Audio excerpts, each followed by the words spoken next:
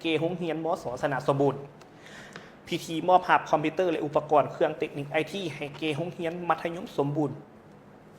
เมืองสนะสมบูรณ์แขวงจำปาสักได้มีการจัดขึ้นในตอนเช้าของวันที่22ธันวาคมปี2025นี้ที่ทั้งสโมสรของโรงเรียนดังกล่าวเป็นเกียรติเข้าร่วมในพิธีครั้งนี้มีทั้งทานอ่ำไซพรมณีประธานกรรมการปกครองเมืองมีทั้งทานเวียงนครบัวละพันธ์รองหัวหน้าแผนกศึกษาธิการและกีฬาแขวงประจำแขวงจำปาสักมีทั้งทานสีทองสีอัมพันธ์หัวหน้าห้องการศึกษาธิการและกีฬาเมืองนอกจากนี้ยังมีผู้ประสานงานต่างหน้าสมาคมเพื่อนเด็กมีทรงอัมฝรั่งจากประเทศโมร็อกโกพร้อมด้วยครอบครัวมีบรรดาห้องหัวหน้าห้องการคณะศึกษาซีน้ำหักฐานกลุ่มองค์การปกครองบ้านที่ถือเสริญตลอดฮอดครูพนักงานอาจารย์ภายในบ้านโรงเรียนมัธยมสมบูรณ์สนะสมบูรณ์เขาห่วม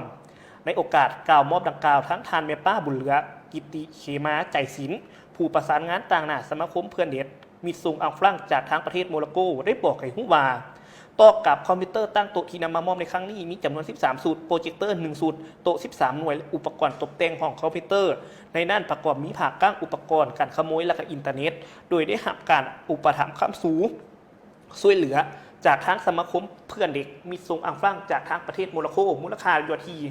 160ล้านกว่ากีบทั้งนี้ก็เพื่อเป็นการส่งเสริมวิทยาการการศึกษาของเมืองสนะสมบูรณ์ว่ารวมว่าสพก็คือโรงเรียนมัธยมสมบูรณ์เมืองสนะสมบูรณ์ให้ได้รับการพัฒนาและทันสมัย